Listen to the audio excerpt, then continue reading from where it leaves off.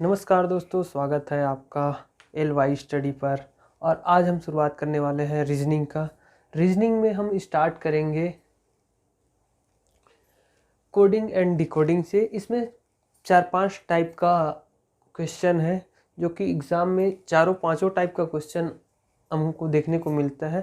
तो सबसे पहले हम कोडिंग डिकोडिंग में प्रतिस्थापन कोडिंग से शुरुआत करने वाले हैं, जो कि हम लो लेवल से स्टार्ट करके हाई लेवल तक की तैयारी करेंगे। तो सबसे पहले हमने प्रतिस्थापन कोडिंग को इस्तेमाल किया है। तो प्रतिस्थापन कोडिंग को हम कैसे बनाएंगे? तो जैसे कि फॉर एग्जांपल के लिए यहाँ पर 3 क्वेश्चन दिया गया है। तीनों क्वेश्चन को हल करने के बाद हमें पता चल जाएगा कि प्रतिस्थापन कोडिंग को कैसे हल करते हैं।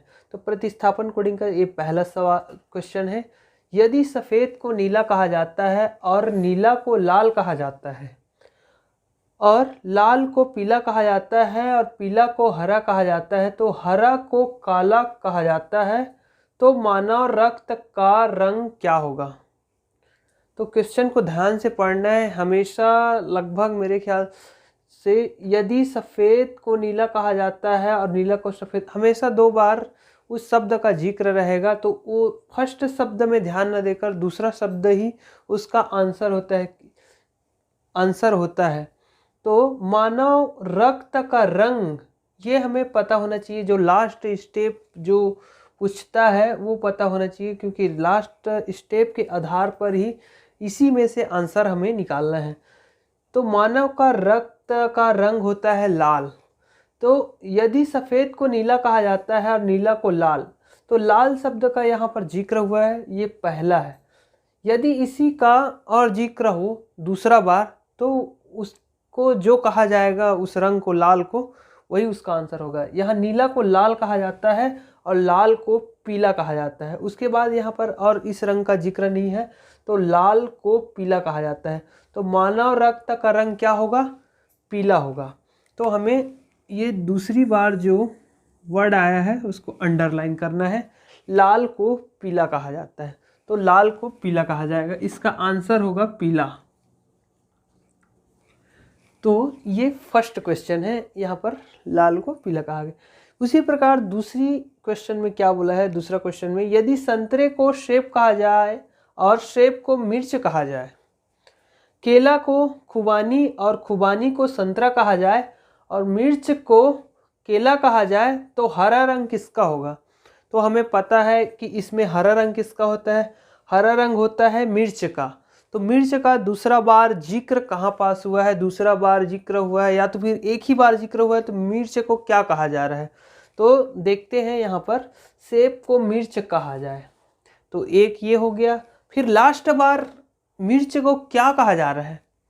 क्योंकि मिर्च ही हरा है, तो मिर्च में ही देखना है कि उसको क्या कहा जा रहा है। संतरा, ये तो नारंगी होता है और ऑरेंज कलर है, और केला जो है भी येलो होता है, और खुबानी का पता नहीं। तो केला, तो मिर्च हरा होता है, तो मिर्च का दूसरा बार, मिर्च को दूसरी बार में क्या कहा गया है? मिर्च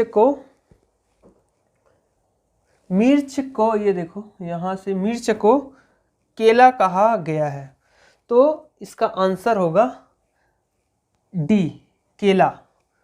क्योंकि दूसरी बार जो है, इसकी लास्ट बार या इसका एक ही बार जिक्र हुआ है, तो उसको क्या कहा गया है, वही आंसर होगा। जैसे यहाँ पूछा है हरा रंग, तो हमको देखना है कि हरा रंग किसका है। तो हरा रंग संतरे का नहीं होता, सेब का नहीं होता, मिर्च का होता है, केला का पीला होता है, और खुबानी का नहीं होता। तो हमें मिर्च जैसे मिल गया कि मिर्च हरा होता है, तो उसको दूसरा बार या फर्स्ट ही बार में दिया है, तो दूसरा बार नहीं दिया है, तो उसको क्या कहा गया है इसमें ध्यान देना है। तो दूसरी बार में मिर्च को केला कहा गया है, तो हरा रंग किसका होगा?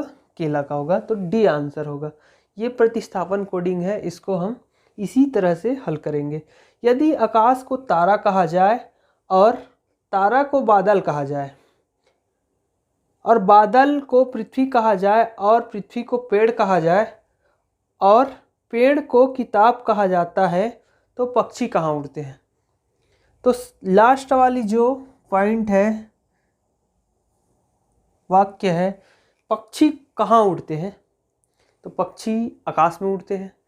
तो आकाश को दूसरी बार या पहली बार में, यदि दूसरी बार नहीं दिया है तो पहली बार में उसे क्या कहा गया है ये देखना है, मतलब लास्ट बार उसको क्या कहा गया है। तो आकाश को तारा कहा गया है, फिर आकाश को और कुछ कहा गया है नहीं, तो आंसर में तारा होगा।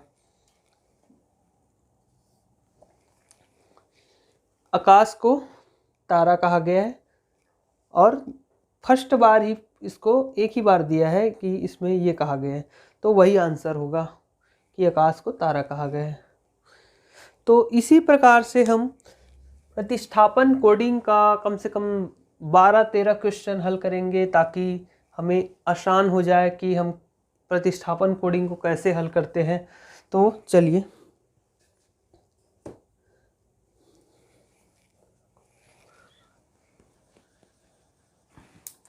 क्वेश्चन बनाते हैं। क्वेश्चन इसको आपको नोट करना है, क्वेश्चन को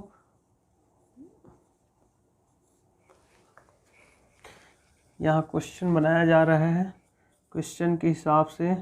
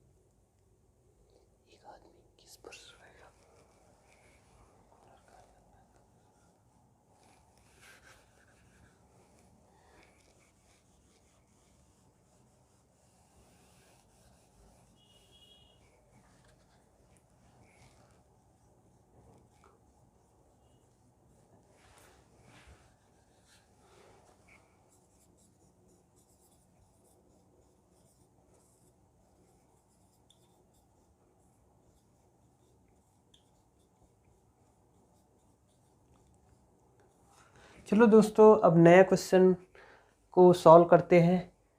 यदि कमरा को बिस्तर कहा जाता है और बिस्तर को खिड़की कहा जाता है, खिड़की को फूल कहा जाता है और फूल को कूलर कहा जाता है, तो एक आदमी किस पर सोएगा? तो आदमी किस पर सोता है? बिस्तर। तो बिस्तर को दूसरा बार में उसे क्या कहा गया है ये देखना है। तो बिस्तर, यदि कमरा को बिस्तर कहा जाए और बिस्तर को खिड़की, तो आदमी कहाँ पर सोएगा? खिड़की। इसका राइट आंसर होगा खिड़की। तो इस प्रकार से हमने 4 क्वेश्चन सॉल्व किए हैं। तो आगे भी हम और क्वेश्चन हल करते हैं।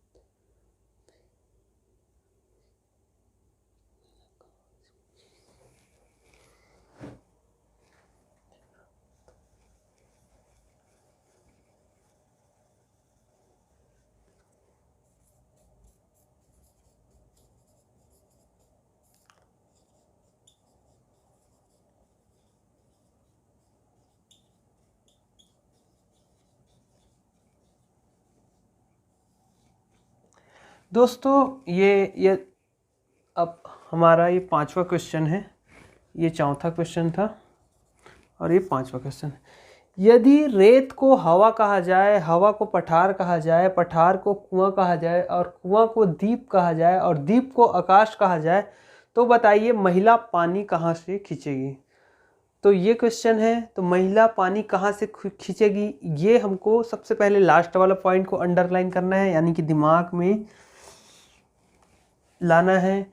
और महिला पानी कहाँ से खींचेगी, इसमें जो मौजूद कंटेंट है उसमें ढूंढना है।